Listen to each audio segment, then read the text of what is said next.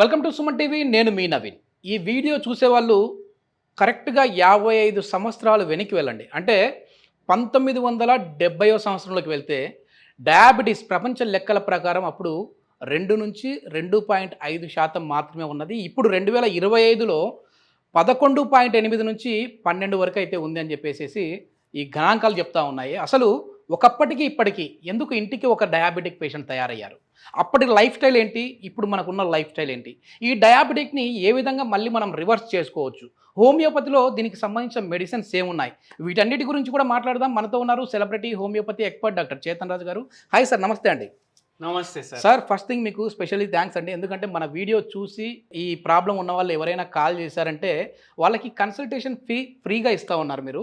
So ఈ introduction ప్రకారం మనము ఒక 55 సంవత్సరాలు వెనక్కి వెళ్ళి మాట్లాడదాం ఈ డయాబెటీస్ గురించి. సరే సార్, మీరు లాస్ట్ మోంబత్తి ఎప్పుడు కొన్నారు సార్ చెప్పండి. అంటే క్యాండిల్, కొవ్వొత్తి కొవ్వొత్తి ఎప్పుడు కొన్నారు చెప్పండి. ఈ మధ్య కాలంలో అయితే కొనలేదు.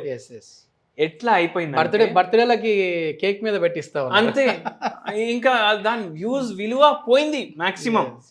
ఏంటంటే చిన్నప్పుడు మన ఇంట్లో మీరందరూ గుర్తు తెచ్చుకోండి, ఎవరైతే 35 ఏండ్లు 30 ఏండ్లు 40 ఏండ్లు ఏంది కరెంట్ ఎప్పుడు ఉంటుంది ఎప్పుడు పోతుంది అనేసి తెలియదు మనకు.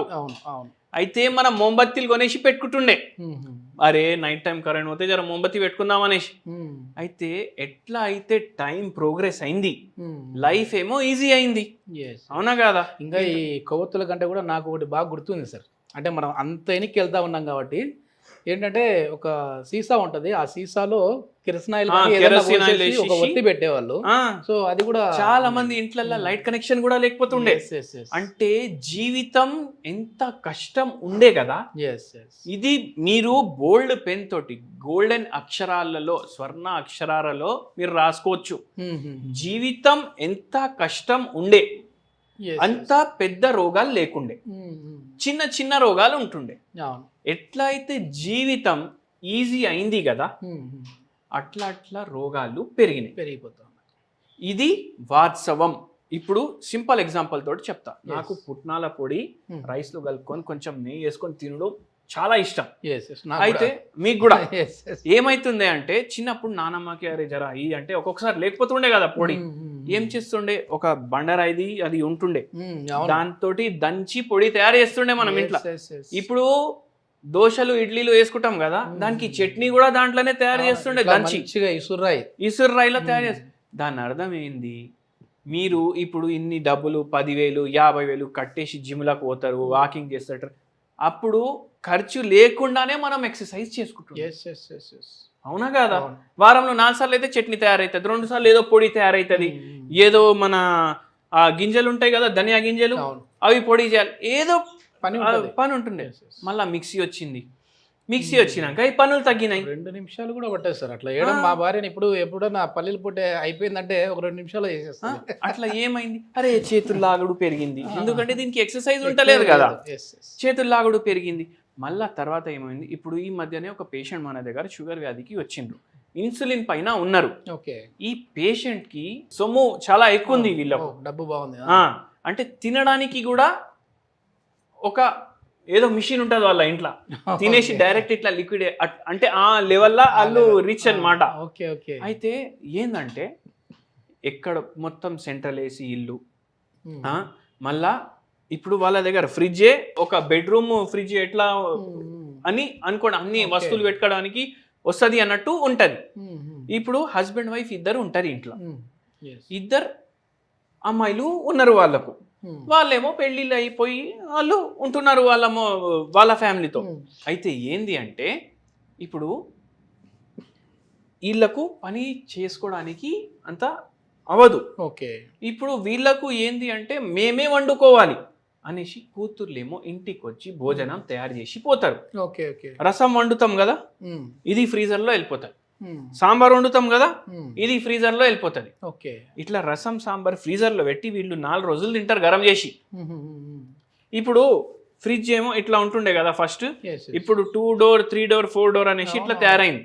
అంటే ఇటు సైడ్ మొత్తం ఫ్రీజర్, మొత్తం వారం పెట్టుకోరా బాయ్ వండుకొని, ఇదే తిను రోజు అన్నట్టు. ఇప్పుడు అట్లా ఏమైందంటే షుగర్ వ్యాధి పేషెంట్లు పెరిగిరు. అట్లనే ఏమైందంటే అన్ని మనం పనులు తక్కువ చేయడం వల్ల మనం వండిన వస్తువు ఏదైనా ఆహారం ఫ్రిడ్జ్ లో పెట్టి మళ్ళీ గరం చేసుకొని తినకూడదు. తినొద్దు. Okay. ఇంతకు ముందు తింటుండేనా మీ ఇంట్లో లేదు, చిన్నగా ఉన్నప్పుడు లేదు, ఫ్రిడ్జ్ ఉండేనా? అస్సలు. లేదు. లేదు. ఎప్పటిది ఎప్పుడు వండేసి తింటుండే మనం ఫ్రెష్ గా.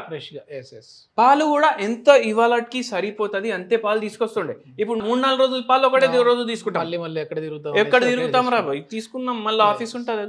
ఏమైందంటే లైఫ్ ఈజీ అయ్యేటితోటి షుగర్ వ్యాధి కేసులు పెరిగినాయి. ఫిజికల్ యాక్టివిటీ తగ్గింది, ఫ్రెష్ ఫ్రూట్స్ అండ్ వెజిటేబుల్స్ లేవు, మీరు తినే ఆహారాల్లో కూడా చాలా ఇన్స్టెంట్ ఫుడ్లు వచ్చేసినాయి, మ్యాగీలు వచ్చినాయి, అవి వచ్చినాయి, ఇవి వచ్చినాయి.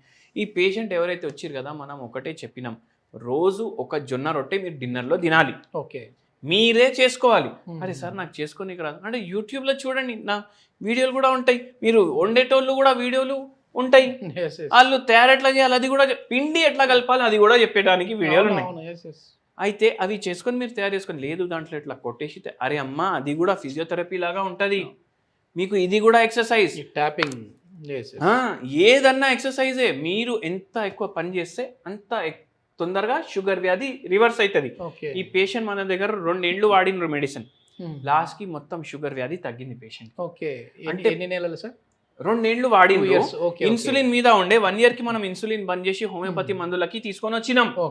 హోమియోపతి మందులు కూడా బంద్ చేసినాం. దాని తర్వాత మళ్ళా ఇంకోటి మీకు చెప్తాను, ఈ ట్రెడ్మిల్ల మీద మీరు ఎక్సర్సైజ్ చేస్తారు కదా, ట్రెడ్మిల్ మీద నడిస్తే మీకు మోకాలు నొప్పులు కూడా పెరగొచ్చు.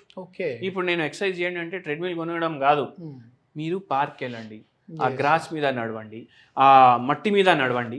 అట్లా చేయడం వల్ల ఏమవుతుంది అంటే మీకు ఎక్సర్సైజ్ ఏమో కరెక్ట్గా అవుతుంది. సో ఇట్లా చేస్తే ఇట్లా మనకు బెటర్ ఉంటుంది.